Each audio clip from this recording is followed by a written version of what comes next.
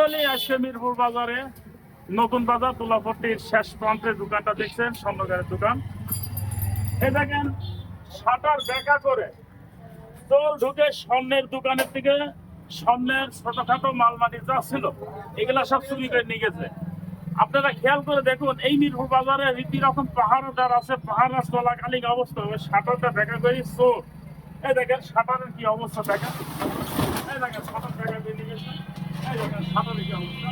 আর এই দেখেন দোকানদার, এই সেই দোকানদার এই ছেলে গরিব মানুষ, সমিতির থেকে এনজিওর থেকে টাকা পেলে কোন রকম এই ছেলে এনজিও থেকে কোন রকম টাকা পয়সা পেলে কোন রকম দোকানটা চালায়, তার রুটি রুজিকের আহারের জন্য এই দোকানটা চালায়। দোকানটা যেই কয় পয়সার মালিক থাকুক না কেন, এই দোকানটা চুরি হয়ে গেছে। আমি মনে করি দর্শক মন্ডলী, আমার এলাকার পরিচিত চোর ছাড়া এই দোকানে চুরি করতে পারে না। নাহলে এরকম শাটার বেঁকা করি এই দোকানে জোর টাইমে 2 লক্ষ 2.5 লক্ষ টাকার মাল ছিল, এই মালটা তো চুরি হয়ে গেছে। গরিব মানুষ ঋণ দায় করে ব্যবসাটা চালায়। আমি 10-এর কাছে বিচার দিচ্ছি, আপনারা বলুন এই দোকানদারের কি হবে, আর এই যারা বাজার পাহারা দেয় তাদের কি হবে, আর তারা কি নিরাপত্তা নিয়ে বাজার দেয়, এই কথাটাই আপনাদের মাঝে তুলে ধরো।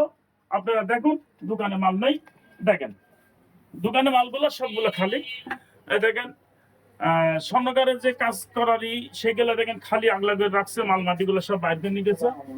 এই দেখেন শোকেস গুলো টাকায় দেখেন, দেখেন দেখেন আপনারা দেখেন, এই কি একটা কাজের কাজ বলেন? এই যে দেশে বা গ্রামে বা বাজার গঞ্জে যে এইগুলা চুরি চাপটা হয়, এগুলা কারা করে? দেশের প্রশাসন আছে, আইন আছে, তারপরে যদি দেশের এই অবস্থা হয়, চুরি চাপটা হয় থাকে সবসময়, তাহলে একটা মানুষ কি নিরাপত্তা নিয়ে বাজারে ব্যবসা করবে? দর্শক মন্ডলী, আপনাদের কাছে বিবেকের কাছে প্রশ্ন করলাম, আপনারা সেই বিবেকের প্রশ্ন দেবেন। দর্শক মন্ডলী, আশেপাশে আরো লোকজন আছে, তাদের থেকে শুনবে। আসসালামু আলাইকুম। বাবা যে এই যে গরিব মানুষের দোকানটা চুরি হয়ে গেছে, এটা কি আদৌ ঠিক হয়েছে? এটা একটা অলিজ্জ, এটি রাহাদানের দুনিয়া চলছে। বলেন এই বাজারটা বাজার পাহারা দেয়, বাজার কমিটি দোকানদাররা বাজার পাহারাদের টাকা দেয়। আর আপনি বলুন এই গরিব মানুষের দোকানদারদের চুরি হয়ে গেছে, প্রবল বাচ্চা কি করে? এখন না খায় থাকার ফাঁকা, তাহলে বোঝেন এরা কি হয়ে যাবে?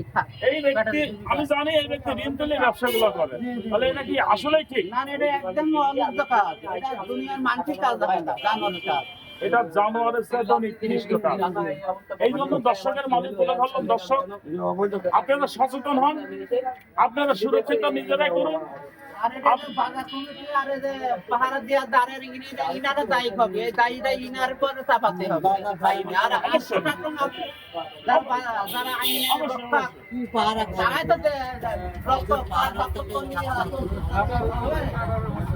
দর্শক মন্ডলী, আজ এই পর্যন্তই।